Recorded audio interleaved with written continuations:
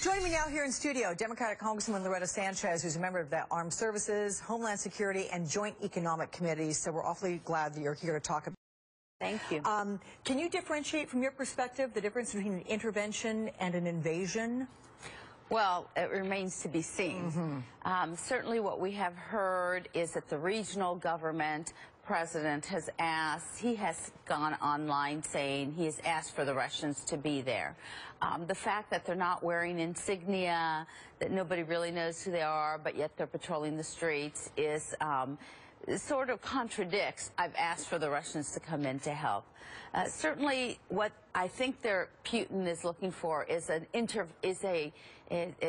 effect from the Ukrainian government, and I don't think that the Ukrainian government's going to give him that. You know, I mean, they would like some force or something so that they can counter against that. I think the Ukrainians are saying, listen, we're just going to, you know, sit tight here, and it's really about the international community coming together and saying, look, this is a sovereign country. Why are you sending these troops in? Well, and to that end, let's listen to what the president had to say about this. He gave a rare discussion about this last night on a Friday night late. Here's that.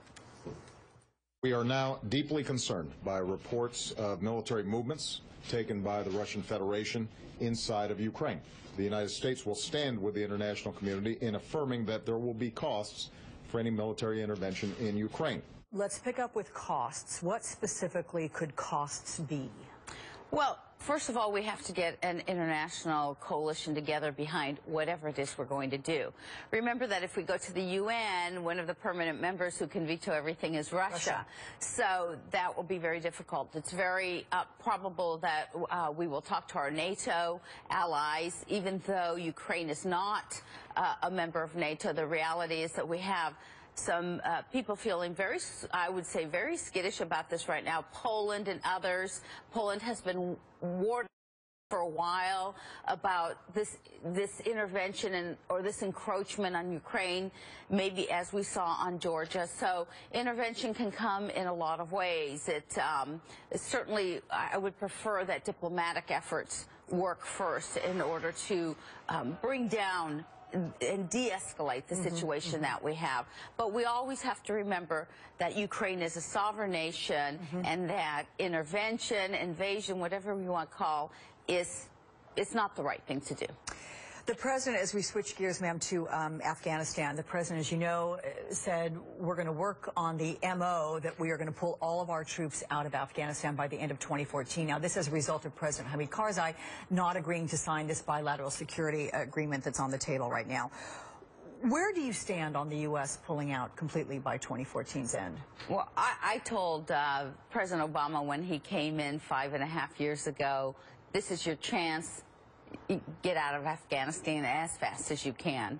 Obviously, he didn't listen to me. When we got Osama bin Laden, I looked at him, I said, this is your chance, let's get out of there. I mean, the reality is that, quite frankly, and everybody knows this, I'm on record of saying this, Karzai is not a good ally for us to have. I believe that half the money we've sent to Afghanistan is probably under Karzai's name in a Swiss bank account someplace. So this is not a player who has dealt well. He has not dealt well in the country, in my opinion.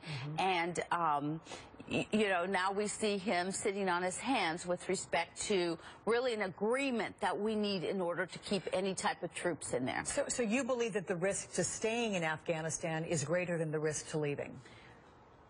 To the national interest of the United States. Yes. I think that it's better for us to be out of there. There are other ways we can handle encroachment of camps again or something.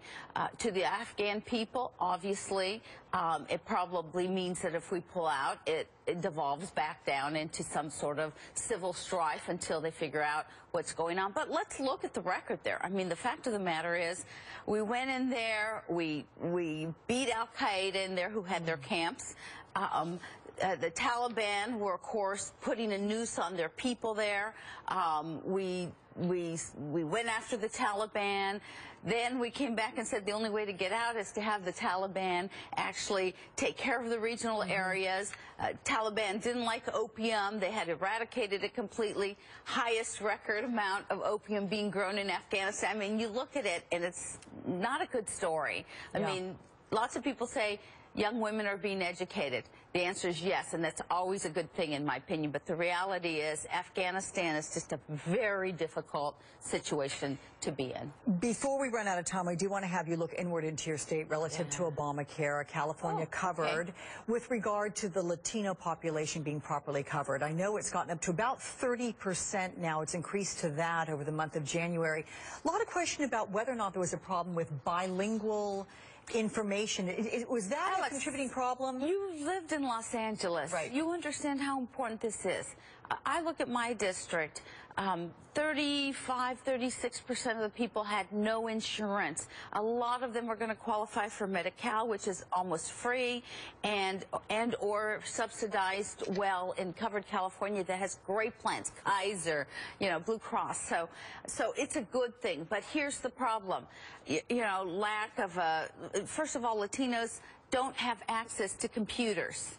A lot of times. They go to the library. 30 minutes is not enough to do the whole process. Even if you know what you're doing, it takes 80 minutes. So the problem has been that it's been very internet-based. The problem has been that even the internet didn't have Spanish translation or good Spanish translation. They're trying to improve that, though, for the last month. They've improved a lot of that, and that's why we see the numbers coming out. But more importantly, what they've committed to and what I've committed to with Reach in Orange County, for example, Orange County Enroll, I call it, is that for the next 32 days that are left, we are doing individual sign-ups. We have people there. We're pushing people to events, etc. And we've got bilingual, and you can sign up right there. We can help you get it done. And the personal touch is what will get these Latinos signed up. Good. Well, then those in your district there in the Santa Ana region will be very lucky. Yeah. Thank you so much, Democratic Congresswoman Loretta Sanchez. Good to see you always, my state California girl. Thank you.